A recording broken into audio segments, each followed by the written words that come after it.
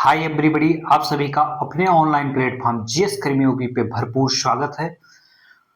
दोस्तों, आप सभी लोगों को हम अपनी पिछली क्लास में जहां पढ़े थे वहीं से फिर कंटिन्यू करते हैं। आज हम पढ़ेंगे अपनी क्लास में उत्तर प्रदेश पशुपालन। ये जो क्लास चल रही है यूपी होमगार्ड के लिए चल रही है, बिल्कुल फ्री है। इसके लिए कोई शुल्क नहीं लिया जा रहा है, निःशुल्क चल रही है। ये क्लास आपके प्रयागराज से संचालित हो रही है और मैं कृष्णा मिश्रा, आप सभी का अपना कृष्णा मिश्रा हूँ। और आज उत्तर प्रदेश में हम पढ़ेंगे पशुपालन। ठीक है, उत्तर प्रदेश में पशुपालन के बारे में जानकारी, जितने आंकड़े हैं अपडेटेड आंकड़े के अनुसार हम पढ़ेंगे। और आज का आंकड़ा जो लेकर आए हैं बहुत महत्वपूर्ण है, आपके पेपर में सीधा सीधा छपेगा। तो आइए हम पढ़ते हैं। उत्तर प्रदेश में पृथक पशुपालन विभाग की स्थापना। पहले पशुपालन विभाग एक 1944 में तक एक में ही था।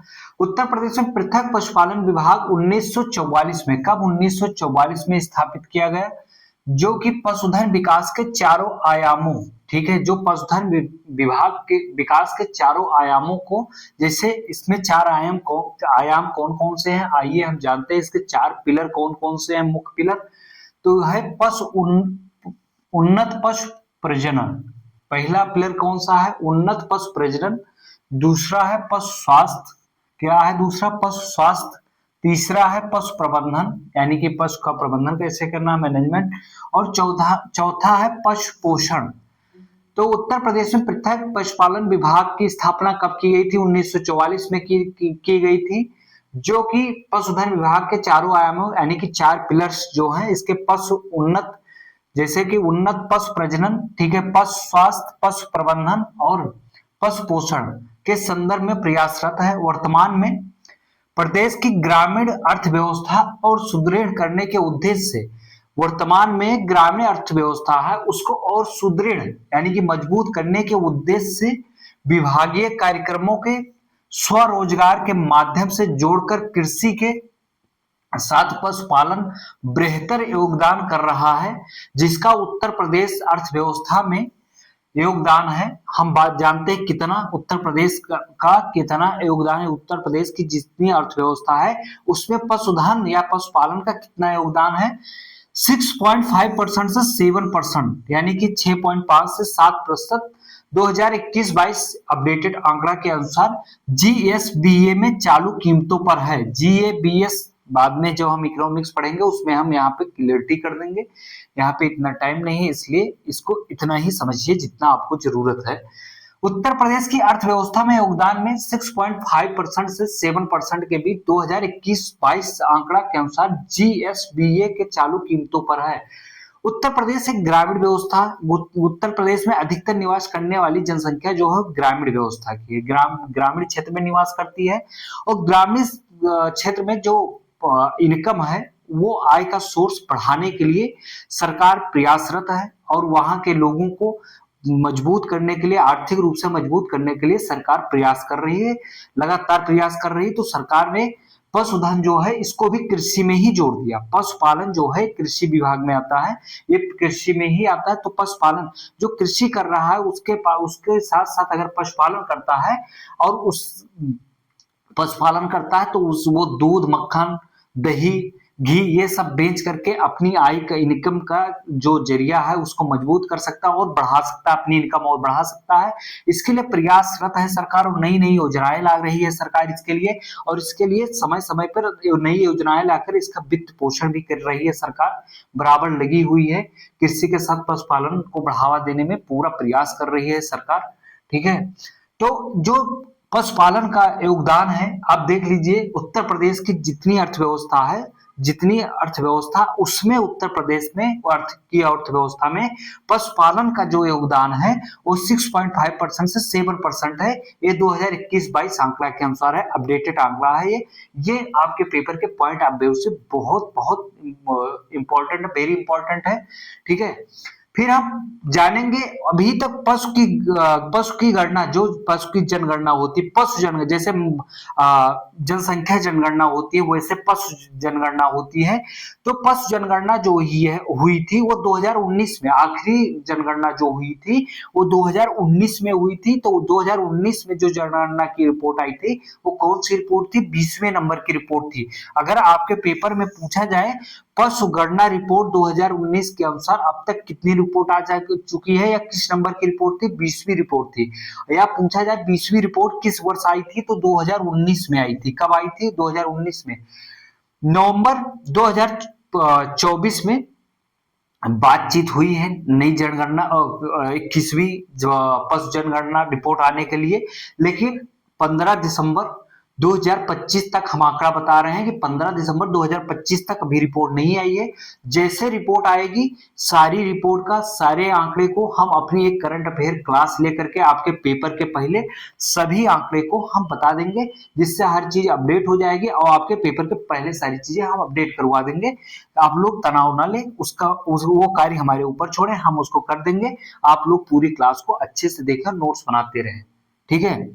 फिर हम जानेंगे कि पशु की जो टोटल पशु हैं, कौन सा पशु किस राज्य, कितनी जनसंख्या है या किस देश में, किस स्थान पे, किस राज्य में कितने, कौन से स्थान पे पशु को पालन में कौन सा राज्य किस स्थान पे है।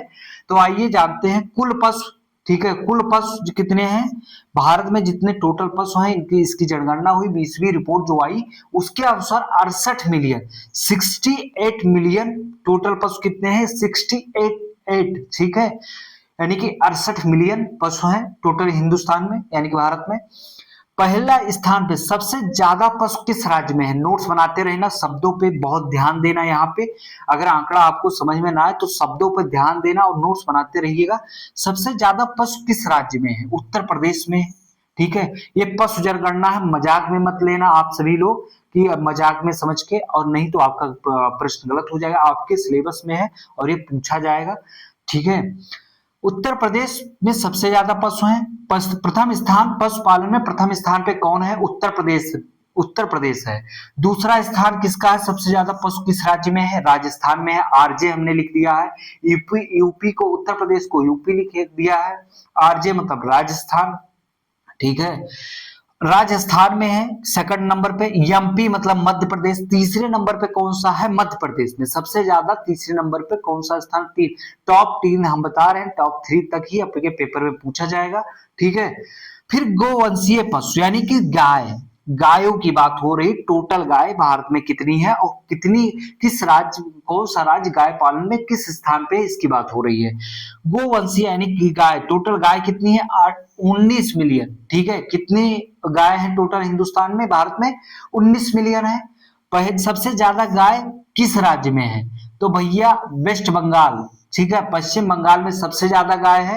हमने पहले पे यूपी को इसलिए क्रम वाइज लिखा है क्योंकि आपको पता रहे कि यूपी आपका किस स्थान पे, यूपी दूसरे स्थान पे है। ये गौ वाले मुद्दे से आप लोग ये आंकड़ा मत लगाना कि सबसे ज्यादा गाय जो है वो यूपी में है। ये अपने मर्जी से आंकड़ा मत मानना, पश्चिम बंगाल में है, जो हमेशा सबसे आप लोगों की नजरों में सबसे विवादित रहता है, ठीक है। पश्चिम बंगाल जो है वो सबसे ज्यादा गऊ है, कहाँ पे? पश्चिम बंगाल में है। दूसरे नंबर पे गऊ कहाँ पे है? सबसे ज्यादा गाय कहाँ पे है?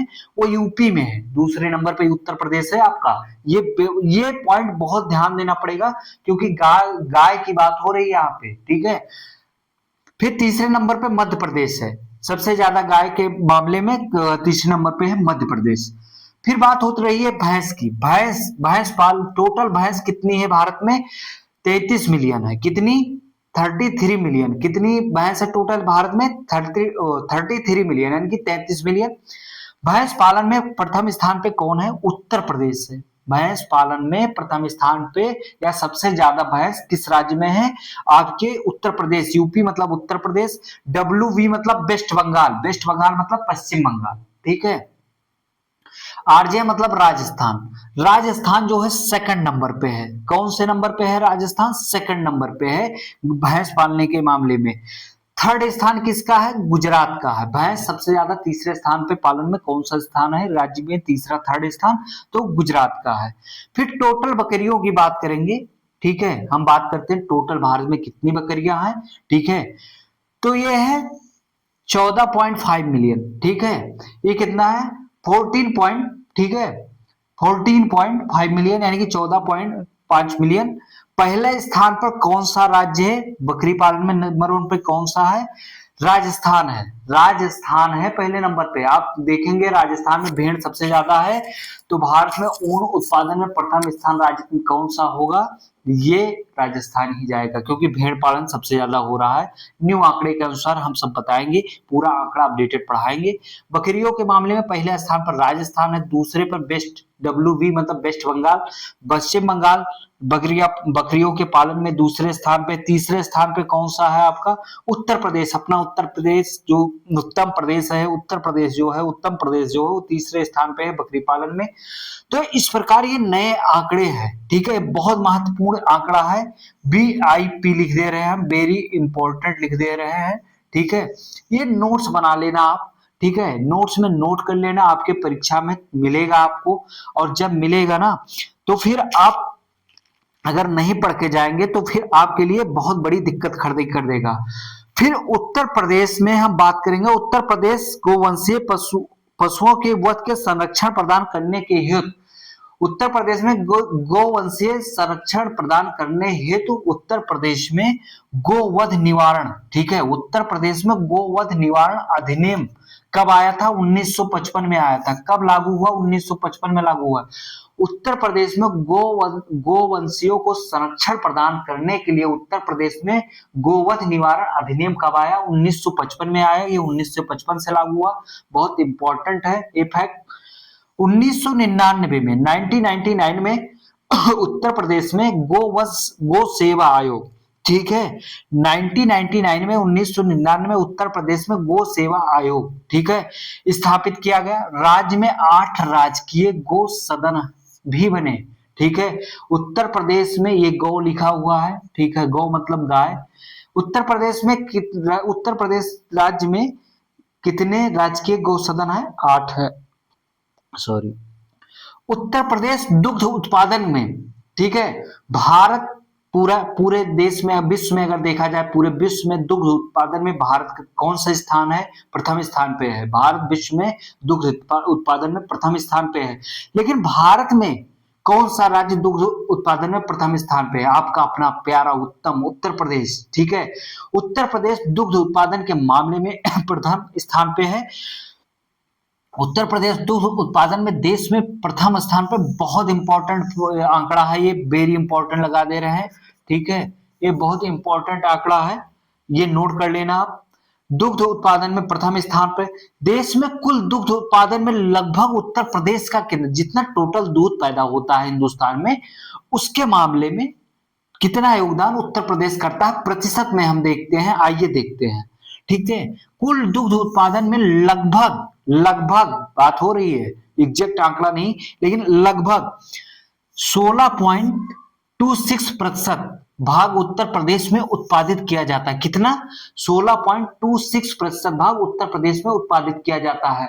इस प्रकार उत्तर प्रदेश पशुपालन के इतने आंकड़े हम प्रस्तुत किए हैं। आगे हम और आंकड़े आपको बता रहे हैं, जो आंकड़े अभी और आगे बताते हैं बहुत इंपॉर्टेंट साबित होने वाले हैं, और आप सभी लोग के लिए बता दे रहे हैं कि आप सभी लोगों के लिए उत्तर प्रदेश पुलिस के लिए हम 1 फरवरी से PYQ करवाएंगे, तो आप सभी लोग जो यूपी पुलिस का फॉर्म डाले हैं वो जुड़ जाइएगा, और सभी लोग को वो फ्री में PYQ करवाया जाएगा, न्यू अपडेटेड तरीके से करवाएंगे, जिससे आपके एग्जाम में बहुत क्वेश्चन फंसेंगे PYQ से ही, ठीक है। आप लोग स्क्रीनशॉट ले लीजिए, तब तक हम अभी दूसरी क्लास ला रहे हैं, आप लोग स्क्रीनशॉट ले लीजिए, हम हट जा रहे हैं आगे से।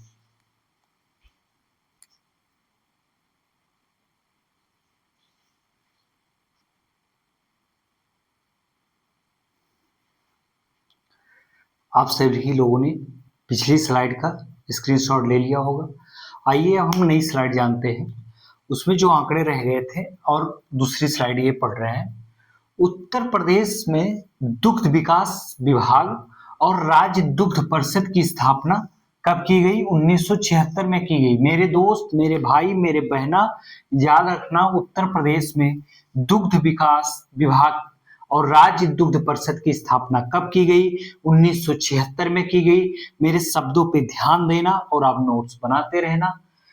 उत्तर प्रदेश में 3 जिलों, ठीक है, 3 जिलों में जो दुग्ध ऑपरेशन फ्लड कहा जाता है, दुग्ध ऑपरेशन, अगर पूछा जाए ऑपरेशन फ्लड किससे संबंधित है तो दुग्ध उत्पादन से संबंधित है। इसको किसने शुरू किया था? इसके जन्मदाता हैं जो वर्गीज कुरियन जी हैं। कौन है? वर्गीज कुरियन, ठीक है। नाम याद रखना, आपके पेपर में सीधा छपेगा। हमने वर्गीज कुरियन का कहीं नाम नहीं लिखा इसलिए बोल रहे हैं, नोट कर लीजिए। ऑपरेशन फ्लड के जन्मदाता कौन है? वर्गीज कुरियन है। इन्होंने कब और कहां से शुरू की थी? हम उत्तर प्रदेश के बारे में पढ़ रहे हैं, ताकि वर्गीज कुरियन का नाम हम जब पूरे भारत के आंकड़े को पढ़ेंगे तो हम वहां पे पूरा नोट करवा देंगे। अभी तो हम यूपी के बारे में पढ़ रहे हैं, इसलिए थोड़ी सी आपकी क्लास बड़ी कर रहे हैं, हमें सिलेबस जल्दी खत्म करना है, क्विज भी शुरू करना है।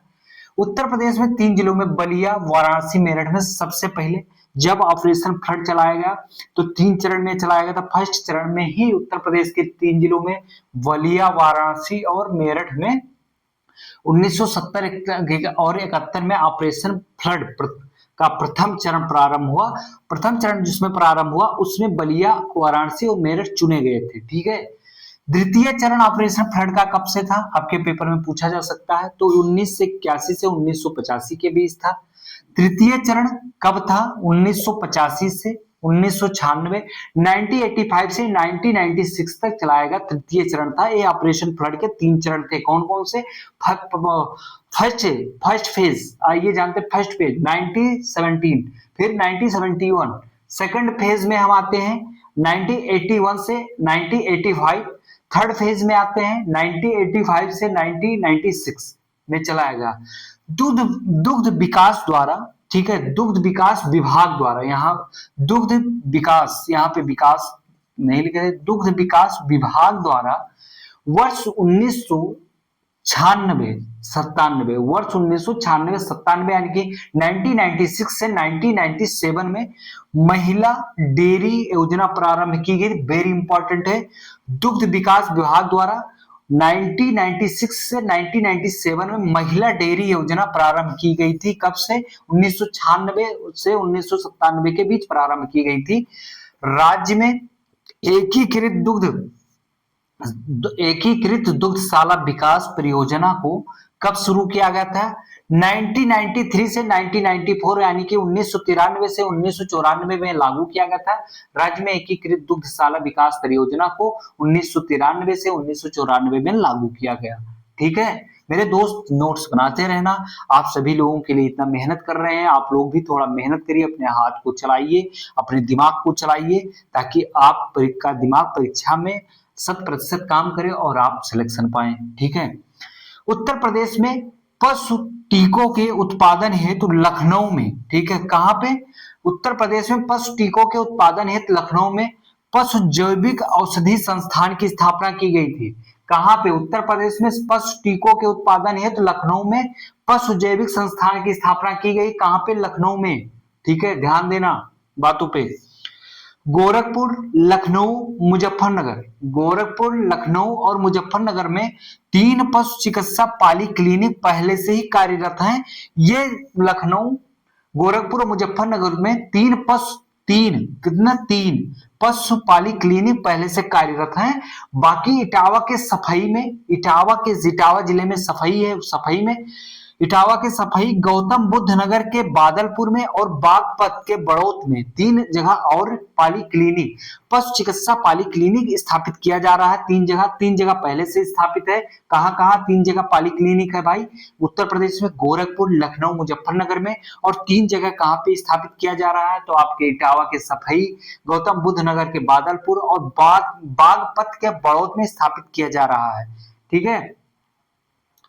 झांसी की भरारी में पशु चारा बैंक स्थापित किया गया है।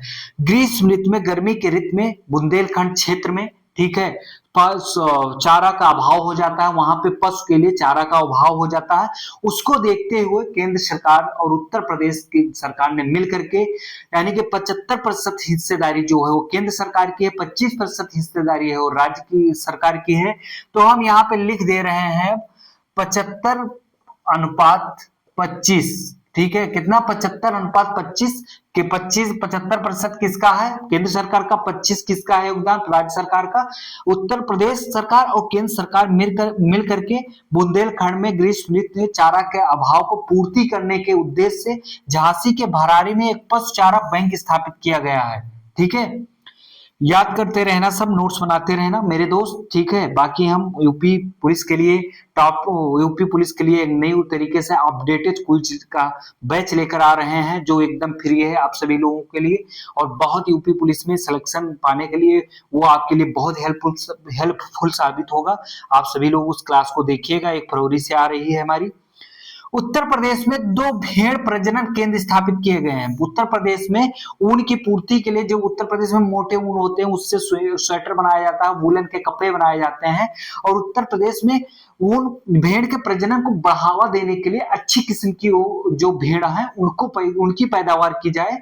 तो अच्छी किस्म की भेड़ पैदावार करने के लिए प्रजनन केंद्र बनाया गया है जहां पे अच्छे किस्म के भेड़ प्रजनन वहां पे स्पर्म अच्छे से बनाए जाएंगे और वो अच्छे और मतलब अच्छे वूलन वाले भेड़ पैदावार की जाएगी या पैदावार किए जाएंगे। उत्तर प्रदेश में 2 भेड़ केंद्र प्रजनन केंद्र स्थापित किए गए हैं।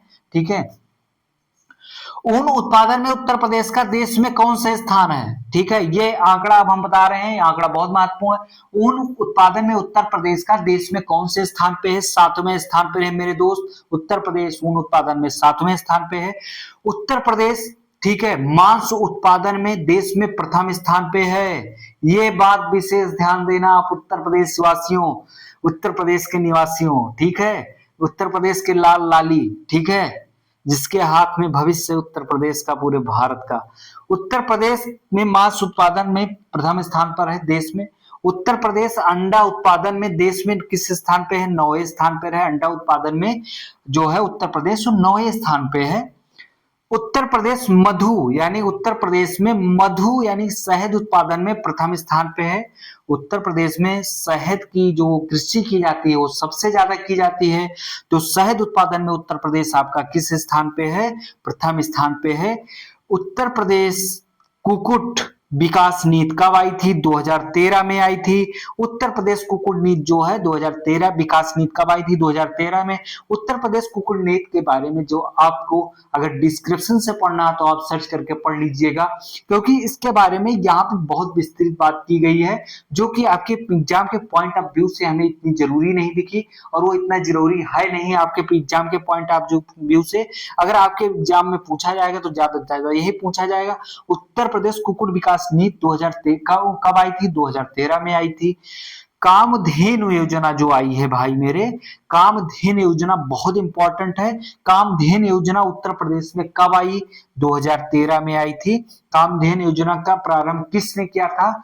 उस टाइम के मुख्यमंत्री श्री अखिलेश यादव जी ने प्रारंभ किया था। ठीक है, तो इस प्रकार ये स्लाइड कंप्लीट हुई। आप सभी लोग इस स्लाइड का स्क्रीनशॉट ले लीजिए, तब तक हम फिर आ रहे हैं। ठीक है, तब तक आप लोग स्क्रीनशॉट ले लीजिए।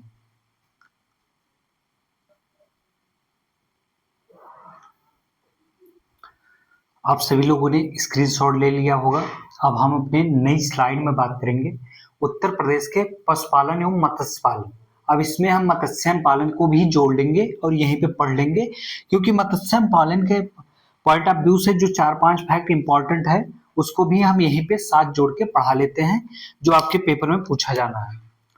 उत्तर प्रदेश दुग्ध अधिनियम कब पारित हुआ? ठीक है, उत्तर प्रदेश दुग्ध अधिनियम कब पारित हुआ था? 1976 में पारित हुआ था। कब मेरे भाई, मेरे बहना, मेरे दोस्त ध्यान देना, उत्तर प्रदेश दुग्ध अधिनियम पारित हुआ था 1976 में।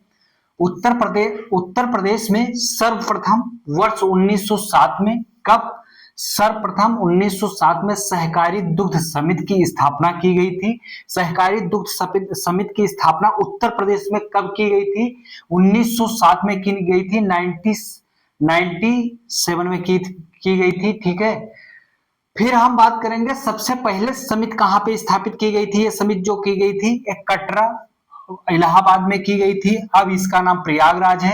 जो कटरा पड़ता है, कटरा एक शहर है प्रयागराज में, जहां प्रयागराज से एक क्लास आपकी संचालित हो रही है। यहाँ पे एक कटरा शहर है, छोटा सा शहर है, बड़ा सा शहर है, आनंद भवन उसी के पास में है।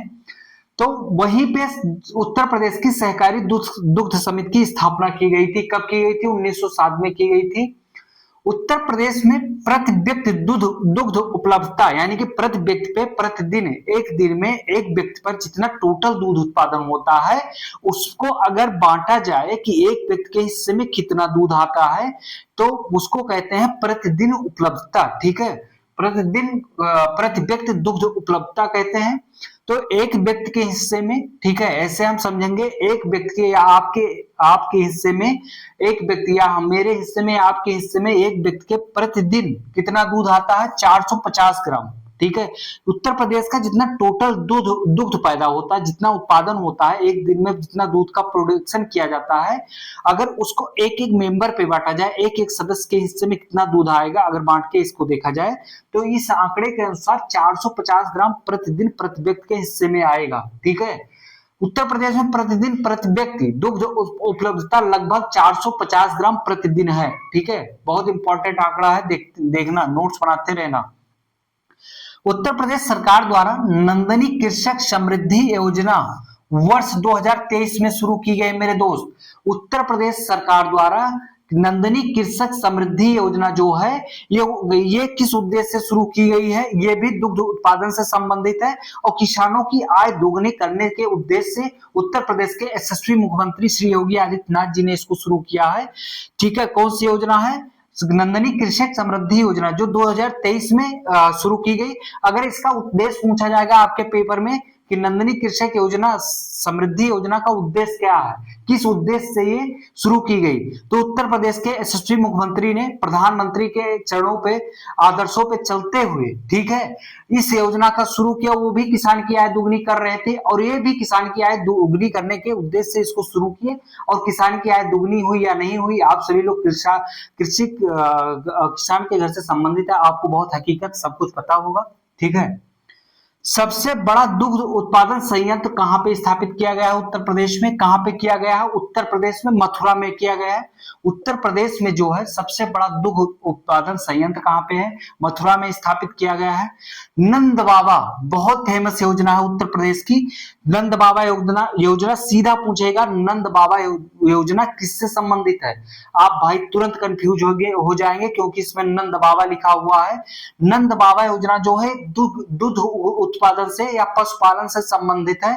कौन सी? नंद बाबा। ठीक है, ये याद रखना, ये पशुपालन से संबंधित है या दुग्ध उत्पादन से संबंधित है। नंद बाबा दुग्ध मिशन योजना का प्रारंभ कब किया गया था? 6 जून 2023 से। ये भी किस उद्देश्य से किया गया था? उत्तर प्रदेश में दुग्ध उत्पादन को और बढ़ाना है। जितना पैदावार, जितना प्रोडक्शन दूध का हो रहा था, उसको और ज्यादा बढ़ा के, हमें उसको बढ़ाकर एक टारगेट इन्होंने बनाया था, उसको दोगुना करने का, दुग्ध उत्पादन को भी दोगुना करने का इन्होंने टारगेट रखा था। नंद बाबा योजना इसी उद्देश्य से शुरू की गई है, प्रारंभ की गई। गोपालक योजना, ठीक है, ये योजना भी बहुत महत्वपूर्ण है। गोपालक योजना आपके पेपर में पूछा जाएगा कब प्रारंभ की गई। ये भी 2023 में प्रारंभ की गई। 2023 में कौन कौन सी योजनाएं, आप यहीं पे कनेक्ट कर लीजिए, जोड़ लीजिएगा। जो उत्तर प्रदेश सरकार द्वारा नंदनी कृषक समृद्धि योजना है, ये भी 2023 में प्रारंभ की जाती है। ये भी किसानों की आय को दोगुनी करने के उद्देश्य से शुरू किया गया था। नंद बाबा दुग्ध मिशन योजना जो है, ये दूध उत्पादन को बढ़ावा देने के उद्देश्य से और किसानों की आय को बढ़ाने के उद्देश्य से और लोगों को आत्मनिर्भर या स्वावलंबी बनाने के उद्देश्य से इसको शुरू किया गया। गोपालक योजना जो है, ये भी 2023 में शुरू किया गया और इसमें विशेष प्रकार की सरकार प्रावधान की है, विशेष प्रकार की छूट दी है, विशेष प्रकार का प्रोत्साहन भी देती है इस योजना के अनुसार। जो इस योजना के अनुसार लाभ उठा रहे हैं, ठीक है, उनको विशेष प्रकार का पुरस्कार भी देती है और सरकार उनका मनोबल आगे बढ़ाती है। गोकुल पुरस्कार, ठीक है, ये सीधा पूछा जाएगा गोकुल पुरस्कार किस क्षेत्र से संबंधित है। गोकुल पुरस्कार जो है ये पशुपालन के क्षेत्र में दिया जाता है। ठीक है, गोकुल पुरस्कार किस क्षेत्र में दिया जाता है, सीधा पशुपालन के क्षेत्र में दिया जाता है। यह किस विभाग द्वारा दिया जाता है या किस क्षेत्र द्वारा दिया जाता है, सहकारी क्षेत्र द्वारा। उत्तर प्रदेश सरकार के सहकारी क्षेत्र द्वारा गोकुल पुरस्कार प्रदान किया जाता है। और गोकुल पुरस्कार में जो उत्तर प्रदेश के टॉप 3 व्यक्ति होते हैं उनको विशेष पुरस्कार धनराशि प्रदान की जाती है। जो गोकुल पुरस्कार प्रदान करते किया जाता है जिसको जो दुग्ध उत्पादन में प्रथम स्थान हासिल किया, उत्तर प्रदेश में द्वितीय स्थान हासिल किया और तृतीय स्थान हासिल किया, फर्स्ट सेकंड थर्ड जो आया है उसको विशेष राशि कौन सा व्यक्ति अभी पिछली बार अवार्ड मिला था, ठीक है, दिया गया था। क्योंकि जो व्यक्ति दूध उत्पादन में उत्तर प्रदेश में पहला स्थान हासिल किया, द्वितीय उनको धनराशि हम यहाँ पे जान लेते हैं। धनराशि बहुत इंपॉर्टेंट है, बाकी करंट अफेयर के अनुसार वो जानना आपको पता करना होगा, पढ़ना पड़ेगा कि कौन से व्यक्ति को इस बार उत्तर प्रदेश में जब आपका पेपर होने वाला होगा तो करंट अफेयर आप पढ़ेंगे तो उसमें पता चल जाएगा उत्तर प्रदेश में गोकुल पुरस्कार किस किस व्यक्ति को दिया गया है। यहाँ पे हम धनराशि या पुरस्कार जान लेते हैं। जो फर्स्ट प्राइज है, जो प्रथम विजेता है उसको 1.5 लाख रुपए दिया जाता है। जो सेकंड विजेता है उसको 1 लाख रुपए की धनराशि दी जाती है। जो थर्ड विजेता है उसको 50,000 रुपए की धनराशि उपलब्ध कराई जाती है। यह धनराशि आप पहले तो दूध उत्पादन करके पैसा कमाएंगे, उसके बाद अगर उत्तर प्रदेश में टॉप 3 में आ गए तो सरकार द्वारा ये धनराशि विशेष पुरस्कार और आपको और चीजें उपलब्ध कराई जाएंगी। ठीक है, ये याद कर लेना। उत्तर प्रदेश में अब हम मत्स्य पालन विभाग के मत्स्य पालन के बारे में जानकारी यहीं पे ले लेते हैं। 5-6 आपके जो फैक्ट हैं, जो 6-7 फैक्ट हैं, ये वेरी इंपॉर्टेंट है, इसी से आ जाएगा आपके पेपर में। उत्तर प्रदेश में 1947 में मत्स्य विभाग की स्थापना की गई। उत्तर प्रदेश में कब मत्स्य पालन विभाग की स्थापना की गई, जब भारत आजाद हो जाता है तो उत्तर प्रदेश में 1947 में मत्स्य विभाग की स्थापना की जाती है। और मत्स्य विभाग की स्थापना जो की गई थी वो पशुपालन विभाग के अंतर्गत था। जो पहले मत्स्य पालन विभाग था वो पहले मत्स्य पालन विभाग इंडिपेंडेंट नहीं था, स्वतंत्र नहीं था।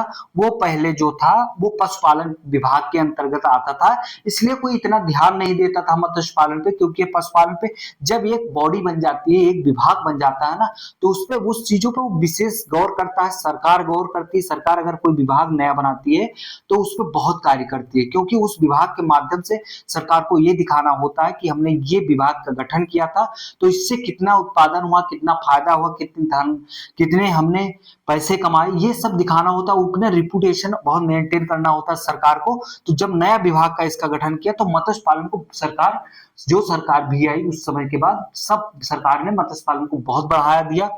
खासकर वर्तमान सरकार इस समय मत्स्य पालन को बढ़ावा बहुत दे रही है। पशुपालन के विभाग के अंतर्गत था। इसको स्वतंत्र कब स्थापित किया गया, 1966 में पृथक स्वतंत्र विभाग की स्थापना की गई। अगर मत्स्य विभाग अगर स्वतंत्र बॉडी बनाया गया है, कब बनाया गया है, इंडिपेंडेंट बॉडी बनाया गया है तो 1966 में 1966 में बनाया गया है। जून 2015 में, कब, जून 2015 में मत्स्य पालन को कृषि का दर्जा दिया जाता है। मत्स्य पालन को अभी तक जून 2015 तक कृषि के अंतर्गत इसका दर्जा नहीं था। अगर आपसे पूछा जाए पेपर में मत्स्य पालन जो है ये कृषि में शामिल है या नहीं है, या इसे 4 ऑप्शन दे देता है, इनमें से कौन सी मतलब जो कृषि है वो कौन सी खेती है जो कृषि के अंतर्गत आती है, तो मत्स्य विभाग अगर दिया होगा तो ये आपके कृषि के अंतर्गत आती है। ये कृषि में शामिल कब किया गया, जून 2015 में मोदी सरकार द्वारा इसको मत्स्य पालन को कृषि का दर्जा दिया गया। अब मत्स्य पालन जो है एक कृषि हो गया, इसको कृषि का दर्जा दिया गया है।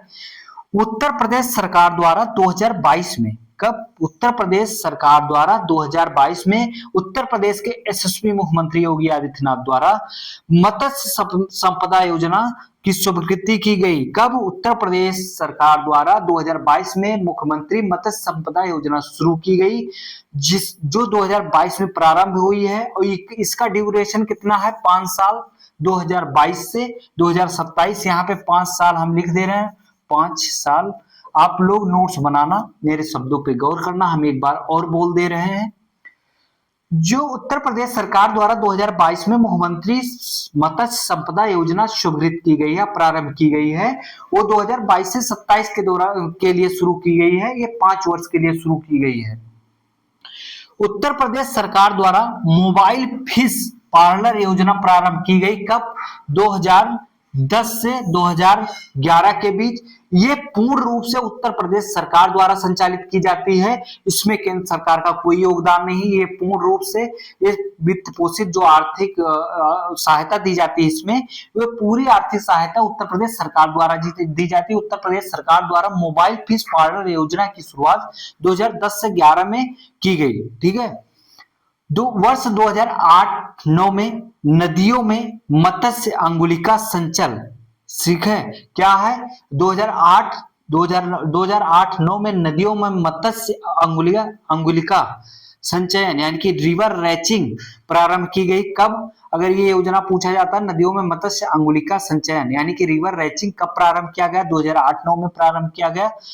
वर्ष 1985-86 में, कब? वर्ष 1985-86 में मछुआ दुर्घटना योजना प्रारंभ की गई।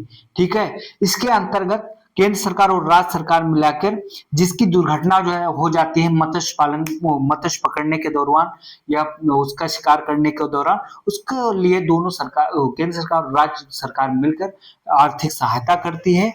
तो इस प्रकार आपका उत्तर प्रदेश पशुपालन एवं मत्स्य पालन विभाग का ये पूरा टॉपिक यहाँ पे आपकी एक क्लास में समाप्त हुआ। तो आप सभी लोग ऐसे ही क्लास देखने के लिए अधिक से अधिक लोगों के पास शेयर करते रहिए। आपकी क्लास ऐसे ही कंप्लीट आते रहेगी। और अब हम चलते हैं। धन्यवाद। जय हिंद।